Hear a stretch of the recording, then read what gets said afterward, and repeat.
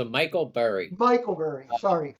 it was disclosed, I guess today, his firm disclosed that they have huge short positions against Nvidia, Palantir, and some others where they're sounding the alarm on like the AI bubble, supposed AI bubble. Um, that seems to be sending a little bit of jitters. It's been an interesting day. I was on the floor of the exchange until about noon today from the open. And we opened down quite a bit. Like we were down like 1.5%. Within an hour or so, we were basically back at break even. And now in the afternoon, we're seeing the markets taking another dip. The VIX it's been up consistently like 11% the whole day. There's fear out there. That's the backdrop against, which, Michael Burry comes out and discloses that he has these short positions. It makes you wonder if maybe that pullback that we've been talking about for a year is is actually starting to kick in.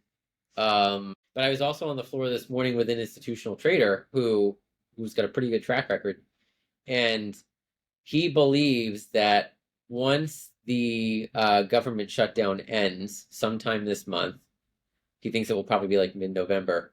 You're going to see a rush back into equities, and you're going to have another big rally. His thesis is that we're seeing the reason that we're seeing a lot of sideways movement or even downward movement in the market right now is because with the government shut down, a lot of the Fed's levers for adding liquidity in the market are off. And so once that fires back up, when the government reopens, you're going to see this push of liquidity, and there's going to be a rush back into equities. So that's the other side of.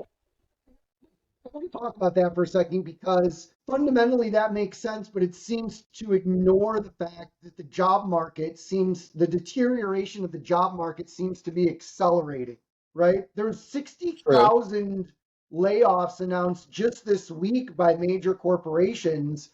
And without jobs data coming out, like this rush back into equities could be sidelined by the first jobs report that comes out super negative once the government starts reporting again, right? I'm not going to be rushing to put new capital to work if the job market is now down 500,000 people. A lot of traders have been making the argument, though, that basically, despite the other, economic data that we're seeing come out, like jobs, etc., as goes liquidity, so goes the market. And with the Trump administration, number one, having an appetite to push lots of liquidity into the market, and also number two, with the dollar on the trajectory that it's on globally, you're going to continue to see all this liquidity that keeps the party going. But I agree with you that the job market seems to be softening. And I don't know if that's the end of it or if it gets softer from here. I agree with all that. Um, See, I had a note on this somewhere. so I've been fighting this API integration, and it's like I know what the problem is. And of course, AI is fighting back, like, I don't want to listen to you about what the solution is. Um,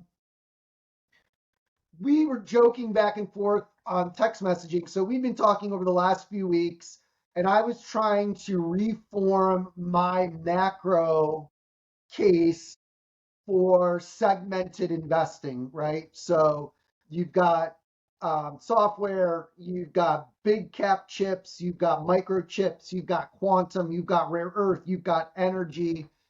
And we were joking, I think, was it this morning or yesterday, right? That the rare earth trade has kind of fallen off of the face of the Yeah, earth, it has. which because that's Yep. kind of funny. And I can't catch the bottom. Well, I mean, it's because the bottom just keeps going lower and lower.